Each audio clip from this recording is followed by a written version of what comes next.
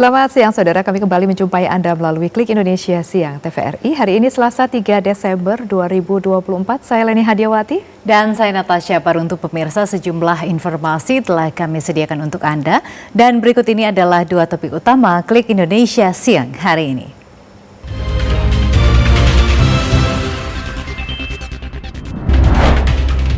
Presiden Prabowo Subianto meyakini Indonesia tidak akan mengimpor beras pada 2025 karena produksi pangan nasional yang belakangan terus meningkat.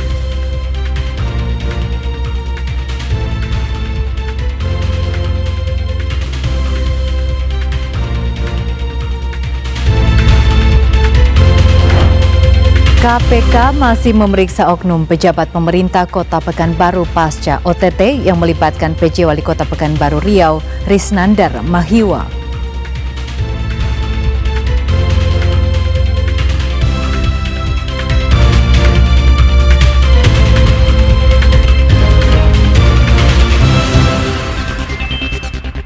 Kita awali berita pertama, Saudara. Presiden Prabowo Subianto meyakini Indonesia tidak akan mengimpor beras pada 2025 karena produksi pangan nasional yang belakangan terus meningkat. Selain beras, Kepala Negara juga ingin agar Indonesia tidak lagi mengimpor seluruh komoditas pangan karena kuatnya produksi bahan pangan di dalam negeri. Presiden Prabowo Subianto optimis Indonesia tidak akan lagi mengimpor beras pada 2025 karena cadangan beras dalam negeri di Bulog saat ini mendekati 2 juta ton. Kepala Negara mengatakan capaian itu dapat diraih atas kerjasama berbagai pihak yang berurusan dengan pangan. Presiden Prabowo menyampaikan apresiasi atas kerja keras yang telah dilakukan jajaran kabinet dan kepala badan. Kepala Negara juga ingin agar Indonesia tidak lagi mengimpor seluruh komoditas pangan karena kuatnya produksi bahan pangan di dalam negeri. Hal ini disampaikan Presiden Prabowo pada sidang Kabinet Paripurna di Jakarta Senin kemarin. Saya mendapat paparan yang sangat menggembirakan. Produksi pangan kita naik, cadangan pangan kita mungkin terbesar selama beberapa tahun ini. Yang ada di gudang kita saya kira mendekati 2 juta ton, dan sangat besar kemungkinan dan keyakinan saya tahun 2025 kita tidak akan impor beras lagi. Bahkan cadangan kita cukup, dan ini sekali lagi akibat kerja keras saudara-saudara. Apresiasi saya juga kepada Menteri Pertanian dan timnya, Bulog, Badan Pangan Nasional, semua unsur, Menteri BUMN dan BUMN yang berada di bawah pengawasan Menteri BUMN. Terima kasih. Langkah-langkah kita di akhir tahun 2024. Adapun swasembada pangan merupakan salah satu program unggulan yang dicanangkan Presiden Prabowo. Berbagai langkah telah dilakukan, salah satunya dengan memastikan cadangan beras negara. Selain soal pangan, Kepala Negara juga menyampaikan sejumlah apresiasi pada menteri yang telah membuat kebijakan pro rakyat seperti penurunan harga tiket jelang Natal dan Tahun Baru, menghapus utang macet UMKM, serta meningkatkan upah minimum pekerja. Presiden Prabowo Subianto mendorong sektor perikanan budidaya sebagai salah satu pilar utama ekonomi nasional, sekaligus memperkuat posisi Indonesia di pasar global. Salah satunya dengan memperkuat Balai Layanan Usaha Produksi Perikanan Budidaya Kabupaten Karawang, Jawa Barat. Presiden Prabowo Subianto mengunjungi kawasan Balai Layanan Usaha Produksi Perikanan Budidaya di Kabupaten Karawang, Jawa Barat. Kunjungan ini bagian dari upaya pemerintah mewujudkan asta-cita swasembada pangan, pemerataan ekonomi, dan pemberantasan kemiskinan melalui optimalisasi sektor perikanan. Presiden Prabowo menyaksikan langsung proses budidaya perikanan. Dalam kesempatan itu, Menteri Kelautan dan Perikanan Sakti Wahyu Trenggono menjelaskan potensi dan produktivitas tambak budidaya. Di antaranya tambak ikan nila salin dengan target produksi mencapai 80 hingga 100 ton per hektar per siklus. Presiden Prabowo Subianto bersama Menteri Kelautan dan Perikanan Sakti Wahyu Trenggono serta Wakil Menteri Kelautan dan Perikanan Didit Herdiawan kemudian melakukan penebaran benih ikan nila salin di salah satu kolam tambak. Penebaran benih diharapkan dapat meningkatkan produktivitas tambak serta mendukung program prioritas Kementerian Kelautan dan Perikanan berbasis ekonomi biru. Kemudian dilanjutkan dengan meninjau area pendederan benih ikan nila salin yang menjadi bagian dari siklus awal budidaya. Kepala negara juga menyempatkan diri menyapa warga dan para pembudidaya ikan yang berada di sekitar kawasan tambak. Program budidaya ikan nila salin di BLUPPB Karawang akan mendukung penyediaan makanan bergizi gratis berbasis protein ikan kepada masyarakat, sejalan dengan upaya pemerintah untuk mengatasi stunting dan meningkatkan kualitas gizi masyarakat. Presiden Prabowo Subianto mengapresiasi Menteri Perhubungan dan BUMN atas turunnya harga tiket pesawat jelang perayaan Natal dan Tahun Baru 2025. Kepala negara mengingatkan agar penurunan harga tiket ini tidak mengganggu bisnis. Presiden Prabowo Subianto mengapresiasi Menteri Perhubungan Budi Purwagandi dan Menteri BUMN Erick Thohir atas keberhasilan menurunkan harga tiket pesawat jelang perayaan Natal dan Tahun Baru 2025. Kepala negara menilai hal ini merupakan kerjasama tim yang baik. Presiden Prabowo juga mengingatkan agar penurunan harga tiket ini tidak mengganggu bisnis penerbangan. Selain itu, Presiden Prabowo meminta agar Nataru tetap dipersiapkan dengan baik dan harus dilakukan lintas kementerian. Hal ini diungkapkan Presiden Prabowo Subianto saat membuka sidang Kabinet Paripurna di kantor Presiden Jakarta. Ini juga manfaat kita, momentum kita untuk meningkatkan perekonomian kita. Kita juga sekali lagi mungkin pertama kali dalam beberapa tahun ya kita bisa menurunkan harga tiket pesawat. Biasanya menjelang akhir tahun atau hari libur harga-harga naik, kita bisa turunkan sedikit tiket pesawat untuk membantu masyarakat dan rakyat kita. Tapi kita juga waspada supaya juga penurunan tiket pesawat juga tidak merugikan industri penerbangan. Pemerintah menurunkan harga tiket pesawat penerbangan dalam negeri sebesar 10% selama periode Natal dan Tahun Baru 2025 di seluruh bandara di Indonesia. Keputusan ini diharapkan dapat mendongkrak perekonomian dan pariwisata dalam negeri di kuartal terakhir tahun 2024. Presiden Prabowo Subianto menyoroti manfaat langsung yang dirasakan rakyat setelah pemerintah menghapus utang macet UMKM. Kepala negara menyebut kebijakan itu mampu membuat kalangan petani dan nelayan menjadi lebih bersemangat. Setelah kebijakan penghapusan utang macet pelaku UMKM, petani dan nelayan di Indonesia diteken pada Selasa 5 November 2024, Presiden Prabowo Subianto menyoroti manfaat langsung yang dirasakan oleh rakyat. Kepala negara menyebut penghapusan utang macet ini mampu membuat kalangan petani dan nelayan menjadi lebih bersemangat. Sebelumnya, Presiden Prabowo menyebut keputusan itu diambil usai mendengar banyak aspirasi dari kelompok tani hingga UMKM. Kepala negara berharap kebijakan itu dapat membantu rakyat, khususnya produsen yang bekerja di bidang pertanian UMKM dan nelayan yang merupakan produsen pangan. Kemudian saya ingin ucapkan terima kasih, saudara-saudara, prestasi yang sudah kita berikan. Bisa dikatakan kita baru 1 bulan kita mengambil alih ya administrasi negara ini, ambil alih baru 1 bulan, tapi kita sudah bisa memberi kepada rakyat hal-hal yang penting. Pertama, penghapusan utang di bidang UMKM yang sudah cukup lama untuk para petani, para nelayan kita. Saya kira ini sangat dirasakan ya. Sehingga mereka sekarang bisa lebih semangat, lebih aktif kembali. Utang UMKM diperbankan akan rampung dihapus pada April 2025 atau 6 bulan setelah peraturan pemerintah nomor 47 tahun 2024 tentang penghapusan piutang macet kepada UMKM diterbitkan. Ada sejumlah kriteria UMKM yang utangnya dapat dihapus, di antaranya yang terkena bencana alam. Kemudian, total utang UMKM yang bersangkutan tidak lebih dari 300 juta rupiah untuk pelaku perorangan dan 500 juta rupiah untuk pelaku institusi. Total utang UMKM ini sudah termasuk utang pokok dan bunga pinjaman. Komisi Pemberantasan Korupsi melakukan operasi tangkap tangan di wilayah Pekanbaru, Riau.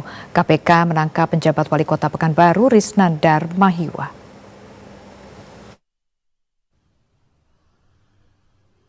Wakil Ketua KPK Johanis Tanak membenarkan telah terjadi penangkapan terhadap PJ Wali Kota Pekanbaru dalam operasi tangkap tangan atau OTT di wilayah Pekanbaru, Riau. KPK memiliki waktu 1 kali 24 jam dalam menentukan status hukum dari para pihak yang ditangkap tersebut. Terkait apa saja barang bukti yang berhasil ditemukan oleh KPK, hingga saat ini pihak KPK belum memberikan penjelasan terkait barang bukti yang disita. Mereka yang terkena OTT KPK di wilayah Provinsi Riau itu dibawa ke Mapolresta Pekanbaru untuk menjalani pemeriksaan awal. Sejauh ini belum ada pernyataan dari pihak Pemkot Pekanbaru terkait penangkapan terhadap PJ Wali Kota Risnandar Mahiwa tersebut. Komisi Pemberantasan Korupsi masih memeriksa oknum pejabat pemerintah Kota Pekanbaru pasca operasi tangkap tangan yang melibatkan PJ Wali Kota Pekanbaru Riau, Risnandar Mahiwa. Informasi selengkapnya akan disampaikan reporter Ananda Ritonga langsung dari Riau. Selamat siang Ananda, apakah pemeriksaan oknum pejabat ini masih berlangsung dari pantauan Anda? Selamat siang Natasha dan juga saudara. Dari Kota Pekanbaru dapat kami laporkan langsung bahwa pasca operasi tangkap tangan yang dilakukan oleh Komisi Pemberantasan Korupsi atau KPK di Kompleks Perkantoran Pemerintah Kota Pekanbaru yang terletak di Kecamatan Tenayan Raya pada Senin malam 2 Desember 2024 hingga siang ini Selasa 3 Desember 2024 masih terus dilakukan pemeriksaan secara intensif selama 1 kali 24 jam di Mapolresta Pekanbaru terhadap pejabat Wali Kota Pekanbaru Risnandar Mahiwa dan sejumlah pejabat di lingkungan pemerintah Kota Pekanbaru. Termasuk ada oknum dari kalangan swasta yang juga ikut terjaring dalam operasi tangkap tangan yang dilakukan oleh KPK sekitar pukul 9 malam tadi beserta barang bukti uang senilai miliaran rupiah. Dan keterangan ini diungkapkan oleh Wakil Ketua KPK Johanis Tanak ketika dikonfirmasikan oleh sejumlah awak media di Kota Pekanbaru terkait operasi tangkap tangan yang dilakukan oleh KPK tadi malam. Dan saudara dapat kami laporkan juga berdasarkan informasi yang santer beredar, operasi tangkap tangan yang dilakukan oleh Komisi Pemberantasan Korupsi ini terkait proyek pengelolaan sampah untuk tahun 2025 dengan total anggaran yang cukup fantastis yakni mencapai 79 miliar rupiah. Dan untuk dugaan awal menyebutkan bahwa ada seorang pengusaha sawit memberikan uang pelicin senilai 3 miliar rupiah dalam bentuk dolar Amerika kepada salah satu oknum pejabat di lingkungan pemerintah Kota Pekanbaru sebagai uang untuk meloloskan proyek pengelolaan sampah di bawah Badan Layanan Umum Daerah Kota Pekanbaru tahun anggaran 2025. Dan saudara, sesuai dengan prosedur dan ketentuan yang berlaku, maka KPK memiliki waktu 1 kali 24 jam dalam menentukan status hukum dari para pihak yang berhasil terjaring dalam operasi tangkap tangan yang dilakukan oleh KPK tadi malam. Demikian yang dapat kami sampaikan untuk saat ini, melaporkan langsung dari Kota Pekanbaru, Provinsi Riau, kembali ke studio. Baik, Ananda Ritonga melaporkan langsung dari Provinsi Riau. Terima kasih atas informasinya dan selamat bertugas kembali, Ananda. Saudara Ketua Komisi 3 DPR RI Habibur Rahman mengatakan mayoritas fraksi di komisinya tidak sepakat dengan wacana untuk meletakkan Polri di bawah Kementerian Dalam Negeri. Ketua Komisi 3 DPR RI Habibur Rahman mengatakan 7 dari 8 fraksi menyatakan tidak sepakat dengan usulan untuk meletakkan Polri di bawah Kementerian Dalam Negeri. Usulan itu sempat disampaikan oleh Ketua DPP PDIP Deddy Sitorus yang menuding adanya pengerahan instansi kepolisian dalam pemenangan pemilihan kepala daerah atau pilkada di sejumlah daerah. Sementara itu Wakil Ketua Komisi 3 DPR RI dari fraksi Partai Nasdem Ahmad Sahroni mengatakan narasi negatif yang digaungkan untuk menyudutkan pihak kepolisian bakal terus ada meskipun jika posisinya diletakkan di bawah Kemendagri. Ahmad Sahroni menilai wacana tersebut bukan menjadi solusi atas kinerja kepolisian yang banyak mendapatkan sorotan saat ini. Hal senada juga disampaikan oleh anggota Komisi 3 DPR RI dari fraksi Partai Kebangkitan Bangsa PKB Jazilul Fawait yang mengatakan saat ini pihaknya tidak melihat urgensi untuk meletakkan kepolisian di bawah Kemendagri. Menurutnya harus ada pembenahan kultur di internal Polri, bukan malah mengubah struktur atau posisi organisasinya. Sebelumnya usulan untuk mengubah struktur kepolisian muncul setelah PDIP merasa tak puas dengan hasil pilkada di sejumlah wilayah. Bahkan Partai Banteng menuding adanya penggunaan aparat kepolisian untuk memenangkan calon kepala daerah tertentu.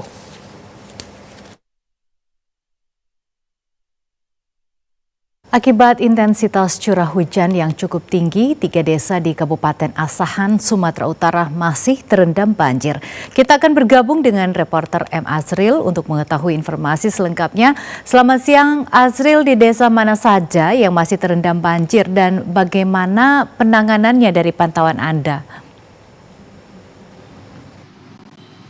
Ya, baik. Selamat siang Natasha dan juga pemirsa. Adapun 3 desa yang telah terendam banjir sejak sepekan silam adalah Desa Sidomulyo, Desa Teladan, dan Desa Piasa Hulu yang telah terendam banjir.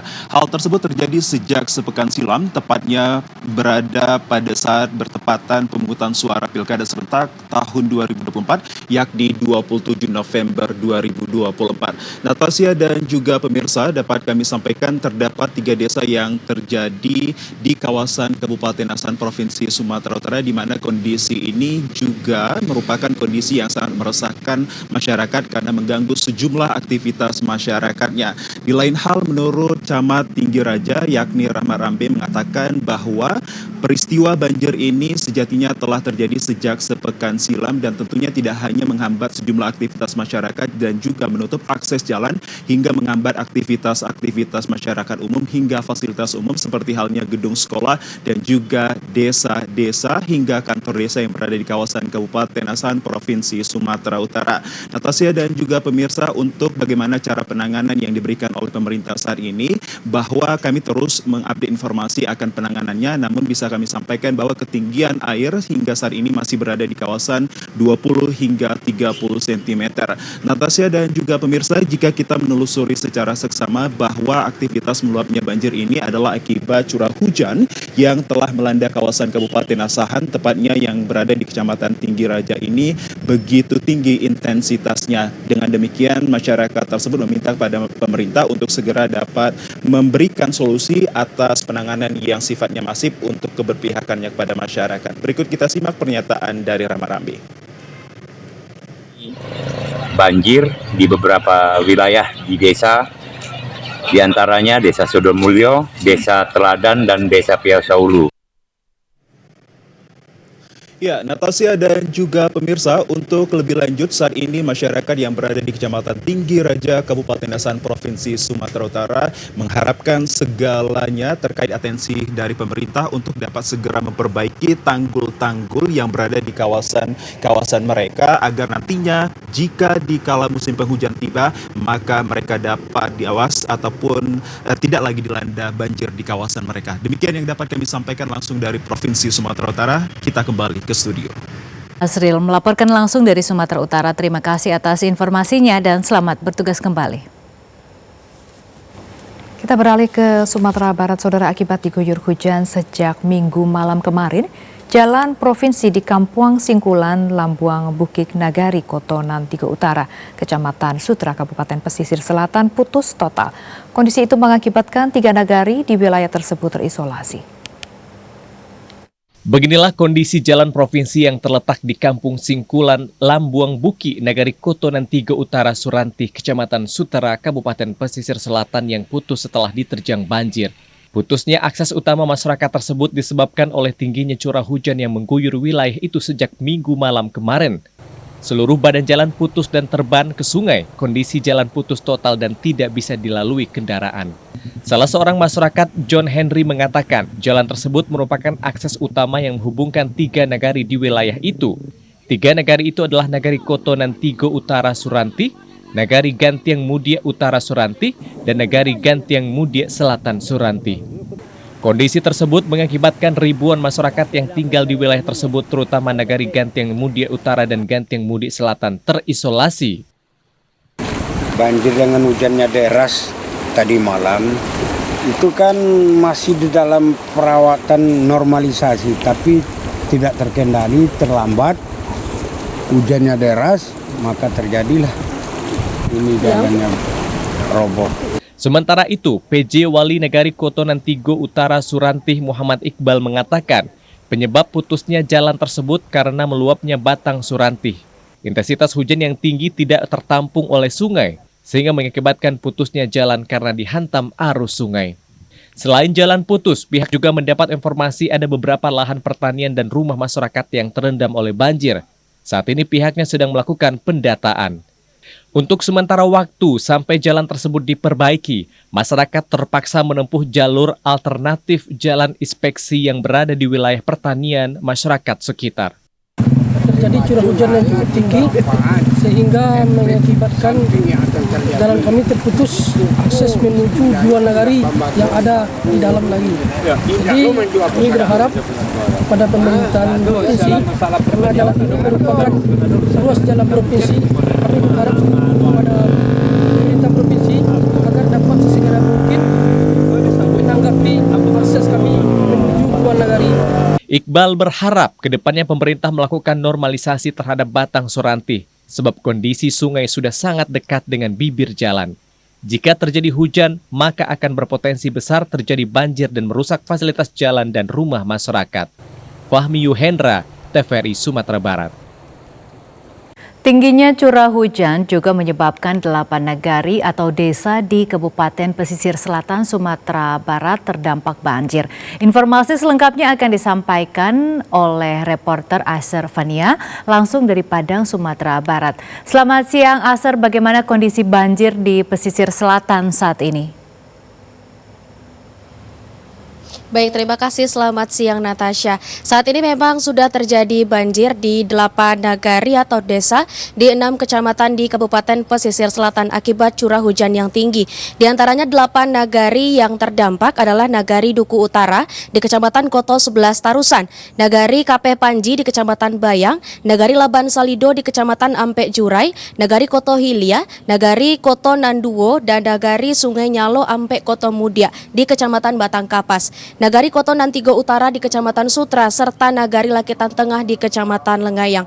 Dan kemarin juga pada saat terjadinya banjir, ratusan masyarakat yang terdampak mengungsi ke rumah tetangga yang memang memiliki rumah lebih tinggi. Namun saat ini dikarenakan banjir sudah mulai surut, maka warga yang mengungsi sebagian sudah mulai kembali ke rumah masing-masing untuk membersihkan material banjir dari rumah dan pekarangan mereka.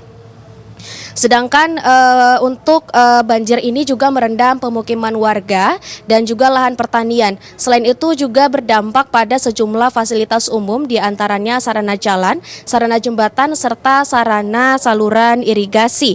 Dan ini juga terjadi di beberapa titik di Kabupaten Pesisir Selatan. Berdasarkan informasi yang kami peroleh dari BPBD Pesisir Selatan, tidak ada korban jiwa dalam kejadian banjir ini. Namun saat ini masyarakat diminta untuk tetap berhati-hati dan waspada dikarenakan cuaca di Kabupaten Pesisir Selatan masih mendung dan terjadi hujan di beberapa titik lokasi. Dan juga saat ini pemerintah Provinsi Sumatera Barat sudah berkoordinasi dengan pemerintah Kabupaten Pesisir Selatan untuk mendata kerusakan rumah dan juga fasilitas umum yang terdampak dari banjir ini. Dan juga pemerintah provinsi melalui Dinas Sosial juga sudah berkoordinasi dengan pemerintah Kabupaten Pesisir Selatan untuk tetap memastikan kebutuhan harian dan juga logistik masyarakat yang terdampak banjir. Serta jika memang nanti diperlukan maka akan dibangun sejumlah dapur umum untuk memastikan kebutuhan konsumsi warga yang terdampak banjir di Kabupaten Pesisir Selatan. Terima kasih, kita kembali ke Jakarta.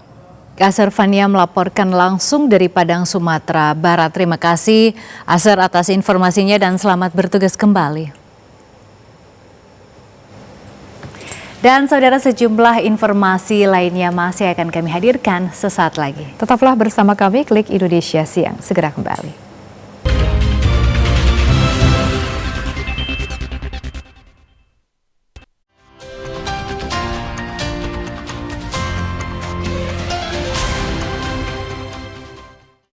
Jelang Hari Raya Natal 2024 dan Tahun Baru 2025 atau Nataru, Komisi 6 DPR RI memastikan kesiapan sektor transportasi udara di Bandara Soekarno-Hatta, Tangerang, Banten. Komisi 6 DPR memeriksa sejumlah persiapan, termasuk kualitas pelayanan dan keselamatan penumpang, hingga jumlah ketersediaan armada pesawat. Wakil Ketua Komisi 6 DPR RI Eko Hendro Purnomo menilai, holding BUMN Aviasi dan Pariwisata InJourney telah mempersiapkan fasilitas dan layanan yang optimal untuk mengantisipasi lonjakan penumpang, salah satunya dengan memanfaatkan fasilitas jemaah haji dan umroh.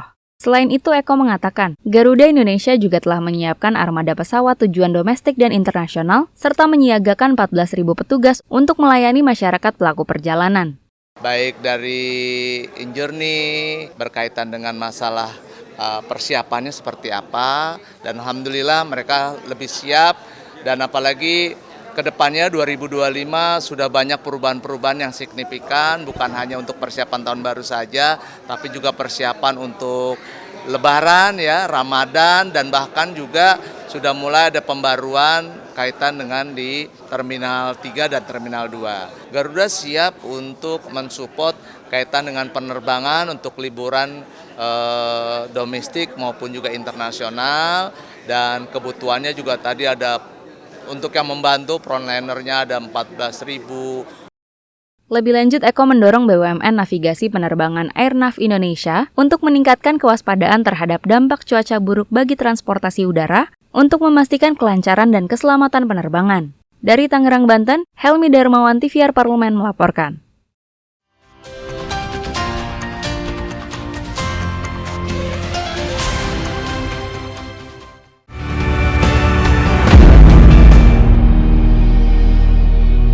Sosok-sosok inspiratif yang memberikan manfaat bagi masyarakat, serta mengangkat realita kehidupan yang terjadi dari berbagai penjuru tanah air. Kalian melihat hijau di mana-mana, krisis air itu nyata. Hal yang berkaitan dengan upaya reforestasi selalu kita gambarkan di mana-mana. Inspirasi Indonesia, setiap hari pukul 14.30 waktu Indonesia Barat. Selamat siang pemirsa, Anda masih menyaksikan Klik Indonesia Siang TVRI.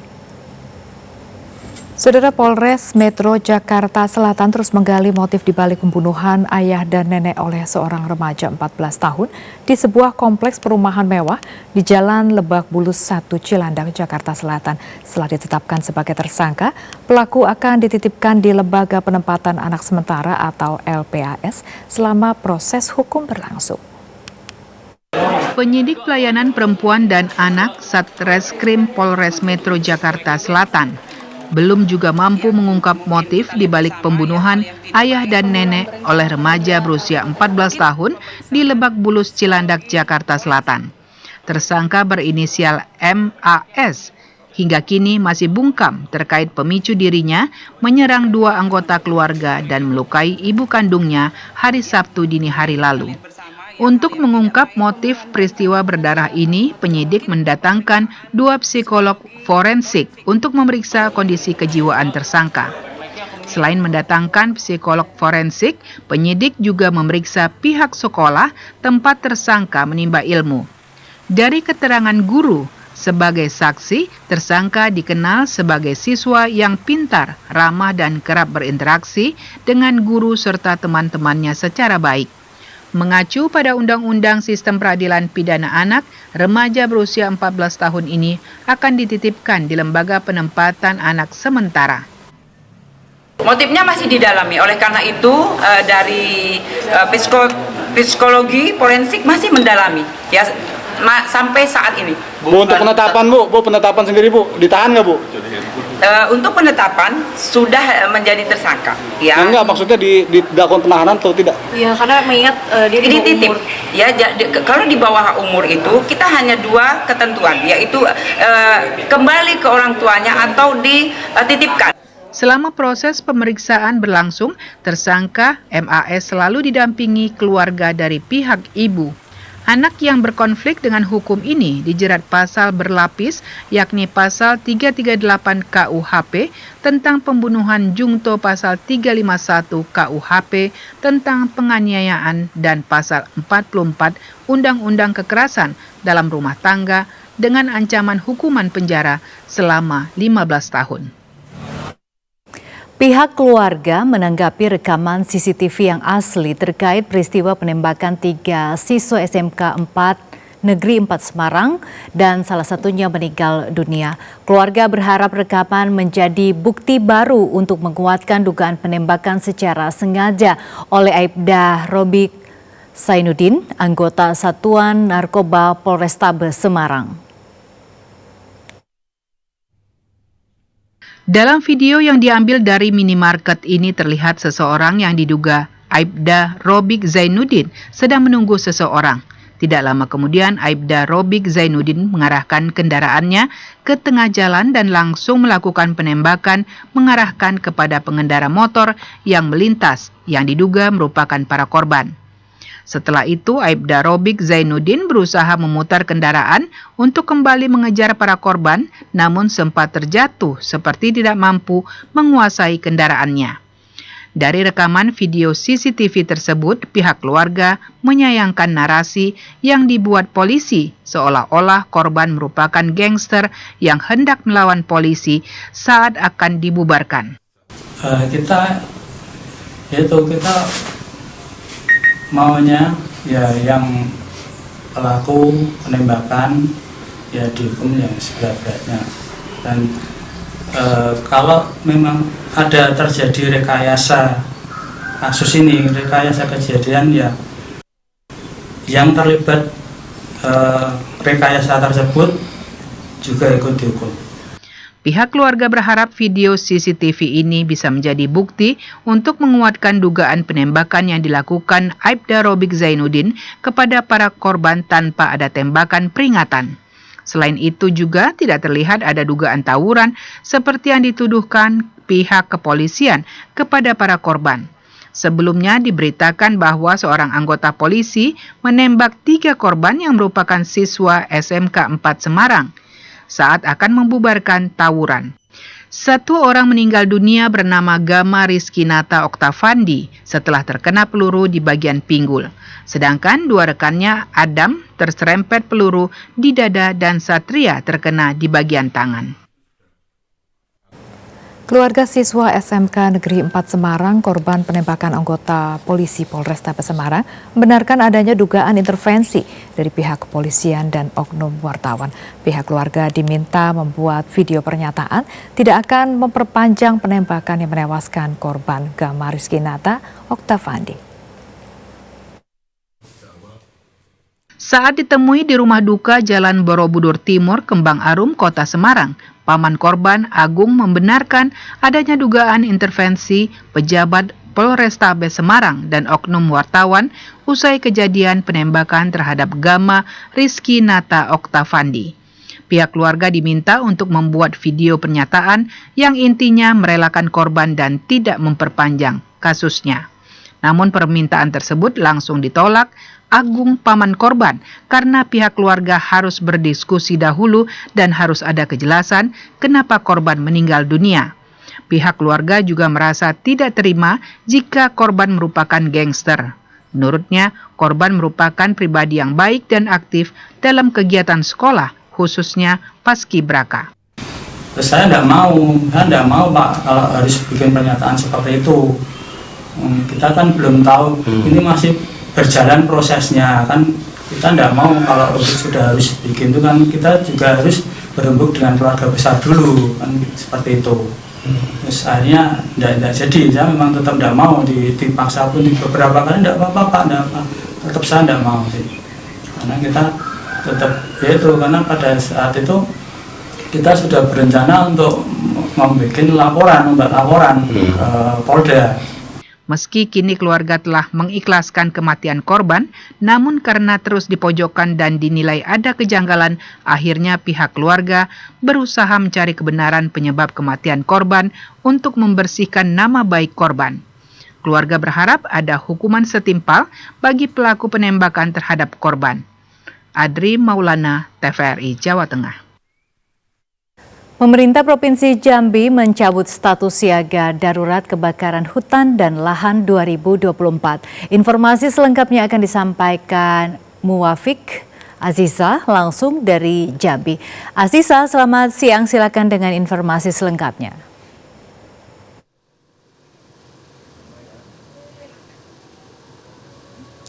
Baik, terima kasih Natasha dan juga saudara. Dapat kami informasikan bahwasannya setelah diperpanjang selama 1 bulan dari 31 Oktober menjadi 30 November 2024 atau sejak ditetapkan pada tanggal 24 Juli 2024, saat ini pemerintah Provinsi Jambi memutuskan untuk mencabut status siaga kebakaran hutan dan lahan di Provinsi Jambi.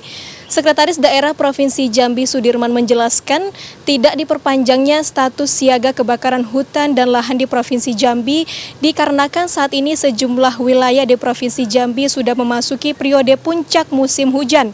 Tingginya intensitas hujan yang terjadi di sejumlah daerah mengharuskan pemerintah untuk bersiap pada penanganan bencana meteorologi.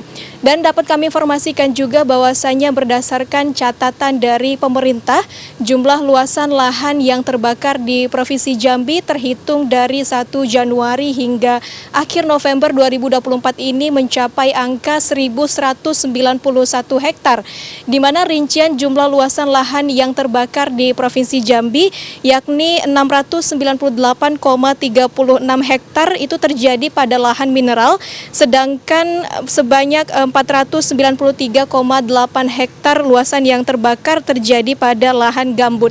Dan dapat kami informasikan juga bahwasannya untuk rincian jumlah luasan lahan yang terbakar di seluruh kabupaten kota yang ada di Provinsi Jambi yakni Muaro Jambi 390 hektar, Sarolangun 338 hektar, Batanghari 195 hektar, Merangin 85 hektar, Tebo 72 hektar, Tanjung Jabung Barat 39 hektar, Bungo 31 hektar, Tanjung Jabung Timur 21 hektar dan juga Kota Jambi seluas 17 hektar. Berikut pernyataan Sekretaris Daerah Provinsi Jambi Sudirman.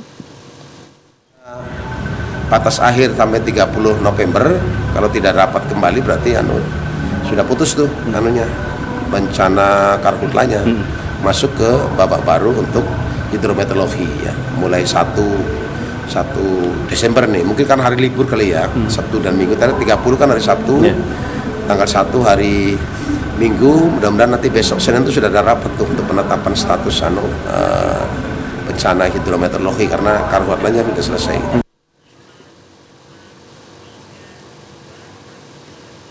Baik pemirsa, untuk mengantisipasi bencana di peralihan musim tahun 2024 ini, pemerintah Provinsi Jambi mengimbau kepada masyarakat untuk mewaspadai akan muncul terjadinya bencana hidrometeorologi seperti banjir dan banjir bandang, kemudian longsor dan juga angin kencang. Demikian Natasha laporan dari Provinsi Jambi. Terima kasih, kembali ke studio. Muwafiq Aziza melaporkan langsung dari Provinsi Jambi. Terima kasih atas informasinya dan selamat bertugas kembali. Saudara, Komisi Pemilihan Umum Daerah Kota Depok meminta masyarakat untuk menunggu hasil proses penghitungan resmi pasangan calon Gubernur Jawa Barat dan pasangan calon Wali Kota Depok yang dirilis KPU dalam Pilkada serentak tahun 2024. Kami minta kepada Saat ini proses rekapitulasi penghitungan suara pasangan calon gubernur Jawa Barat dan pasangan calon wali kota Depok pada Pilkada serentak 2024 masih berlangsung di tingkat kecamatan dan akan berjenjang sampai nanti proses rekapitulasi di tingkat kota Depok. Ketua KPUD Kota Willy Sumardin mengatakan bahwa proses rekapitulasi dilakukan secara transparan sesuai dengan aturan yang berlaku. Ia juga meminta masyarakat khususnya warga kota Depok untuk bersabar menunggu hasil resmi yang akan dirilis oleh KPUD Kota Depok. KPU Kota Depok melaksanakan rapat pleno rekapitulasi penghitungan suara untuk pemilihan gubernur dan wakil gubernur Jawa Barat serta pemilihan wali kota dan wakil wali kota Depok. Tadi telah dilaksanakan pembukaan, dilanjutkan dengan pembacaan untuk 3 kecamatan ya, Beji, Sukmajaya sama Sawangan. Hari ini masih ada satu lagi kecamatan Tapung. Lalu besok akan kita lanjutkan untuk kecamatan lain yang belum. Mudah-mudahan sudah selesai dan hari Selasa itu penutupan pleno di tingkat kota. Proses rekapitulasi di tingkat kecamatan telah berlangsung sejak 28 November hingga 3 Desember 2024. Rekapitulasi tersebut nantinya akan dilanjutkan ke tingkat kabupaten kota dan provinsi hingga akhirnya ditetapkan secara resmi oleh KPU. KPU juga menghimbau warga kota Depok untuk tidak terpengaruh oleh informasi yang tidak valid atau spekulasi terkait hasil penghitungan suara. Nantinya tahapan penetapan pasangan calon terpilih akan dilakukan setelah seluruh proses rekapitulasi selesai. Jika tidak ada permohonan perselisihan hasil, maka penetapan akan dilakukan paling lambat 3 hari setelah Mahkamah Konstitusi memberikan informasi tidak adanya gugatan. Namun jika ada perselisihan, maka penetapan dilakukan setelah Mahkamah Konstitusi mengeluarkan putusan final. Dari Kota Depok, Anjar Irawan, TVRI Jakarta melaporkan. PS bersama TNI Polri terus kawal proses pilkada hingga ke pedalaman. Pleno pilkada kecamatan berlangsung aman hingga proses pengiriman kotak suara ke KPU Sanggau dikawal. Pelaksanaan pemilihan kepala daerah 27 November lalu telah berlangsung. Pengamanan melekat dilakukan TNI dan Polri, baik saat distribusi logistik hingga mengamankan saat penghitungan suara. Kapolsek Sekayam, Ibtu Junaifi menegaskan, pelaksanaan pemilu di perbatasan aman dan lancar, mulai dari distribusi logistik ke pedalaman hingga kembali lagi logistik ke gudang logistik. Pengawalan proses pleno tingkat kecamatan melibatkan 20 personil gabungan TNI dan Polri. Usai pleno pilkada logistik dari perbatasan mendapatkan pengawalan ketat menuju KPU Kabupaten Sanggau. Kami tetap dari datangnya logistik ya sampai ke PPS, kemudian distribusikan ke PPS di TPS masing-masing, kemudian kembali lagi ke PPS dan kembali lagi ke gudang logistik PPK. Kami tetap kawal sehingga nanti pun balik ke KPU Kabupaten Sanggau tetap akan kami kawal sampai situasi tetap aman dan Kapolsek Sekayam, Ibtu Junaifi mengungkapkan, Kamtipmas di perbatasan aman selama pilkada dan setelahnya. Patroli rutin terus dilakukan untuk memastikan tidak ada gangguan keamanan di tengah masyarakat. Saudara, ribuan prajurit TNI Polri akan terus melakukan pengamanan hingga proses rekapitulasi dan hasil Pilkada Papua diumumkan oleh KPU. Hingga saat ini ribuan personil Korem 174 ATW masih bersiaga pasca pemungutan suara untuk pemilihan kepala daerah pilkada baik pemilihan gubernur maupun bupati di Papua Selatan yang berlangsung 27 November 2024 kemarin. Komandan Korem 174 ATW Brigjen TNI Andi Setiawan mengatakan pasca pemungutan suara hingga proses rekapitulasi perhitungan suara yang masih berlangsung saat ini secara umum keamanan di wilayah Papua Selatan baik di Merauke, Boven, Digoel, Asmat, dan Mapi aman dan kondusif. Saat ini kata Danrem seluruh jajaran masih siaga. Di samping personil yang dilibatkan, ini di luar personil cadangan yang disiapkan di Korem sebanyak 700 personil dan di Boven, Digoel 690 personil.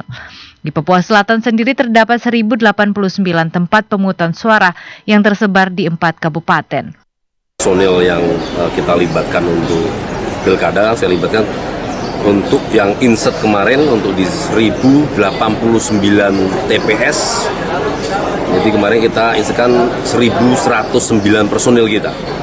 Itu di luar yang kita cadangkan di Korem ini ada kita cadangkan kurang lebih sekitar 700 personil kita cadangkan di Korem dan 690 kita cadangkan di Bovendigul, sehingga kegiatan kita sambil menunggu pengumuman resmi dari KPU, kita juga tetap memantau, memonitor perkembangan situasi keamanan di setiap wilayah. Dan Rem juga mengapresiasi masing-masing pasangan calon gubernur, wakil gubernur maupun calon bupati, wakil bupati karena menunjukkan kedewasaan dalam berdemokrasi. Dan saudara, sejumlah informasi dari Ibu Kota Nusantara akan kami sampaikan dalam segmen Nusantara Menyapa berikut ini.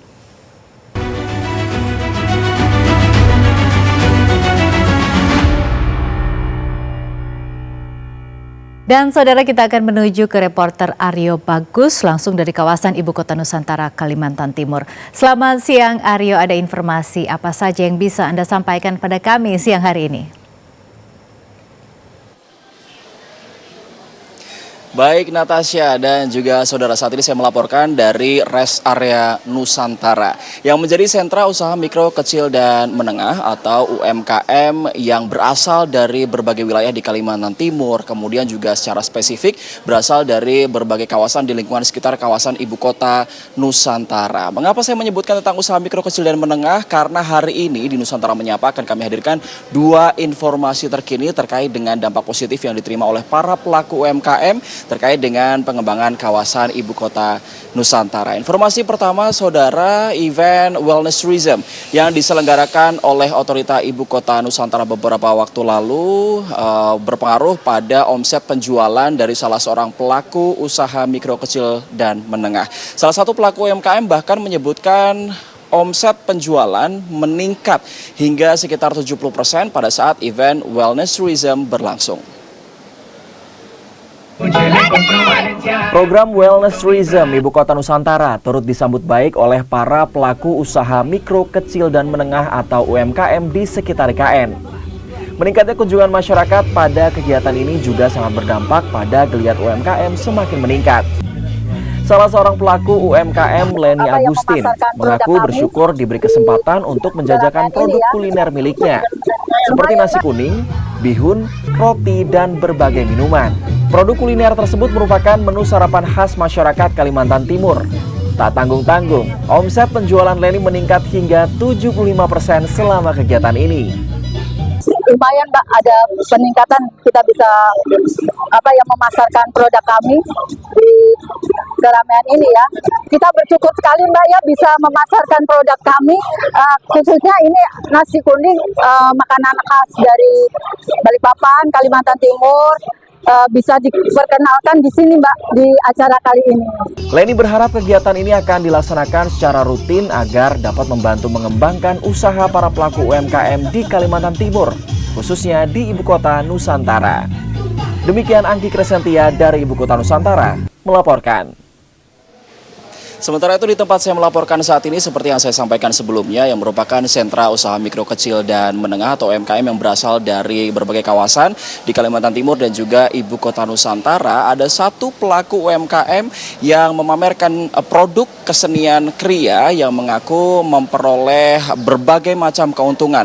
Bahkan dari omset penjualan, salah seorang pelaku UMKM ini mengatakan ia mampu mengalami peningkatan penjualan dari hasil produknya hingga sekitar 50% lebih setelah diberikan ruang dan juga tempat untuk berjualan di Rest Area Nusantara dan menjadi UMKM binaan Otorita Ibu Kota Nusantara.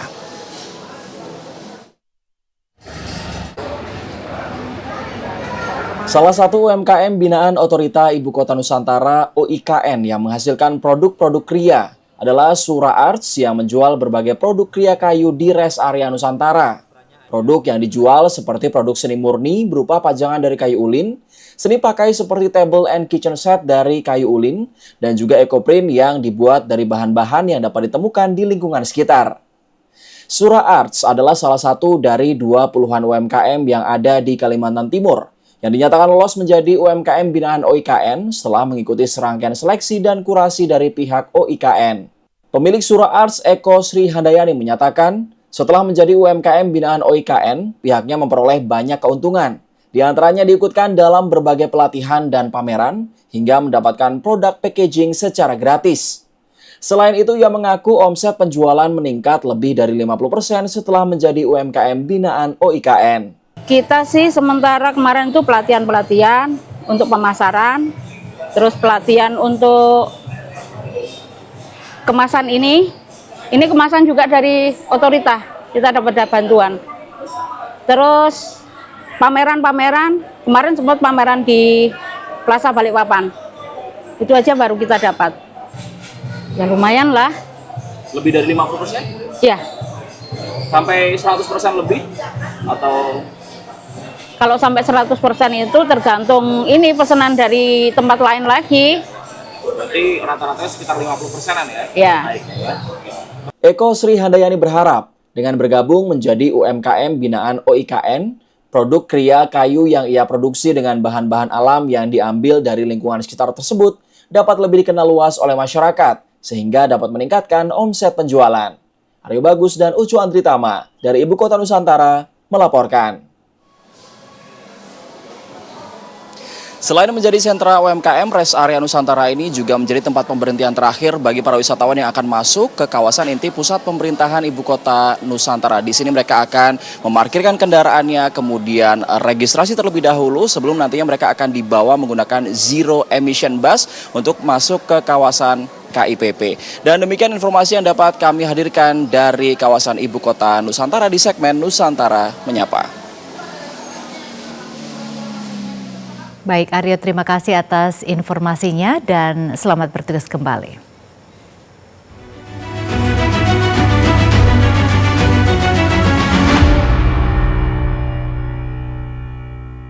Sejumlah informasi menarik lainnya masih akan kami hadirkan sesaat lagi. Tetaplah bersama kami.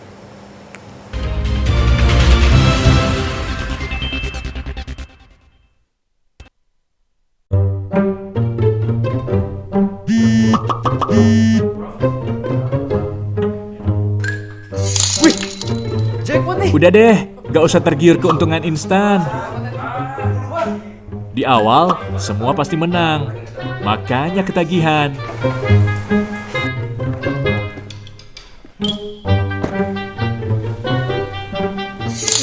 Menang terus sih, tapi modalnya kan juga gede. Mas, gas habis.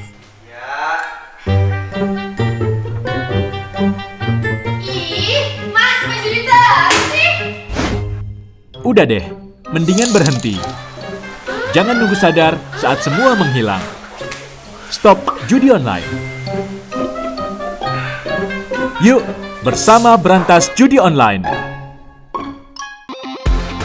Siapkan diri Anda untuk momen penuh adrenalin. Saksikan pertandingan putaran kedua V-League Men's and Women's 2024-2025. IBK Altos versus Red Sparks. AI Peppers versus HK Pink Spiders. Korean Air Jumbos versus Hyundai Skywalkers. Jangan lewatkan V-League Men's and Women's 2024-2025.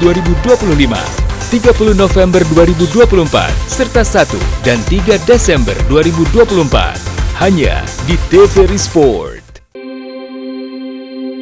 Membahas ragam topik menarik yang mendalam tentang dunia kesehatan. Yang dibicarakan dan orang banyak tahu tuh mengenai pertumbuhannya ya. Karena memang mindset orang Indonesia tuh kan kalau udah kulit coklat udah aman. Bersama para dokter dan bintang tamu yang kompeten di bidangnya. Kalau pH juga iya, tapi dia lebih ke kandungannya itu sih. Halo Dokter, Senin sampai Kamis pukul 9.30 waktu Indonesia Barat.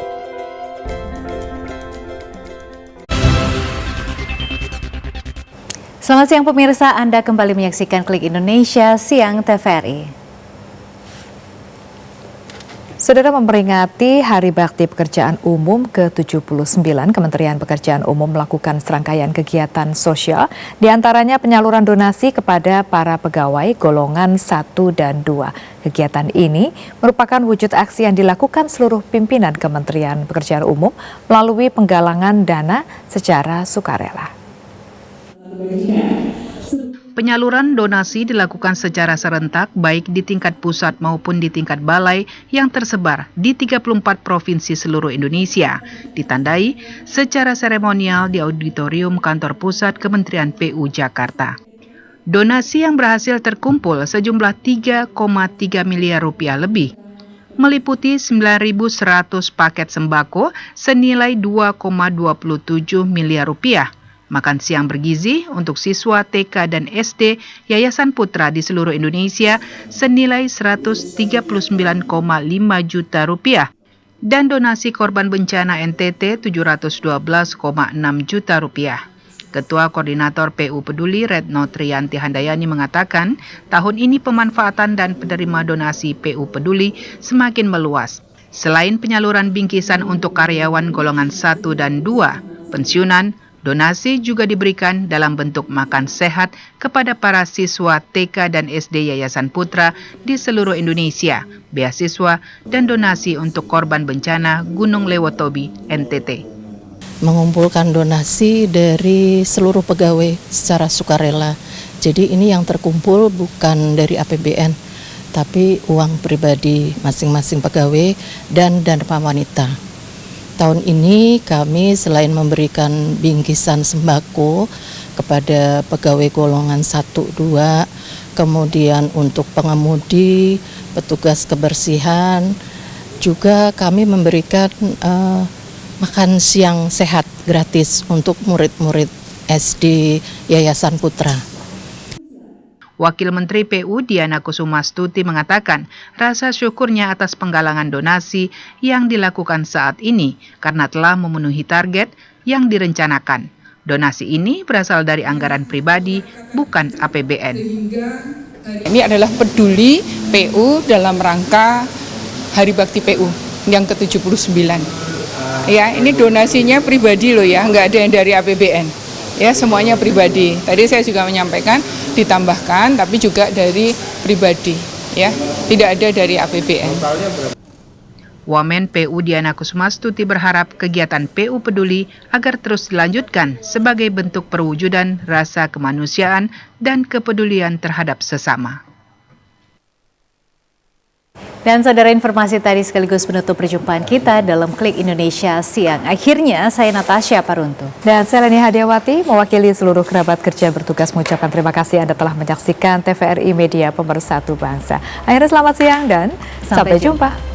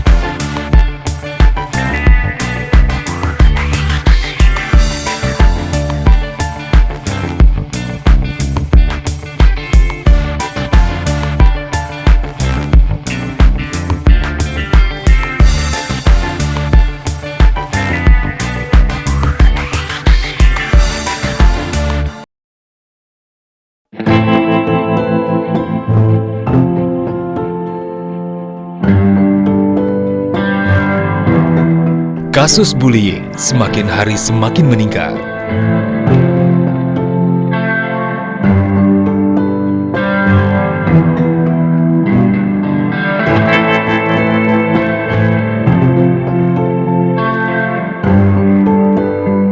Bullying tidak hanya fisik, bisa berupa ejekan, perundungan daring, bahkan pengucilan.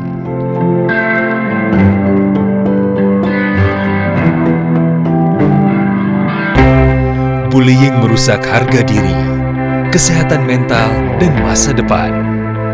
Sebagian korban dapat mengalami depresi dan kecemasan. Siapa saja bisa menjadi korban, tapi kita bisa menghentikannya. Saya pernah jadi korban. Saya tahu bagaimana rasanya. Kita harus berani bicara. Pelaku bullying dapat dikenakan ancaman pidana yang berat sesuai hukum di Indonesia. Bullying hanya akan berhenti jika kita berani bicara dan menolong. Jangan jadi penonton. Banyak korban sudah berjatuhan. Stop perundungan, mulai dari kita.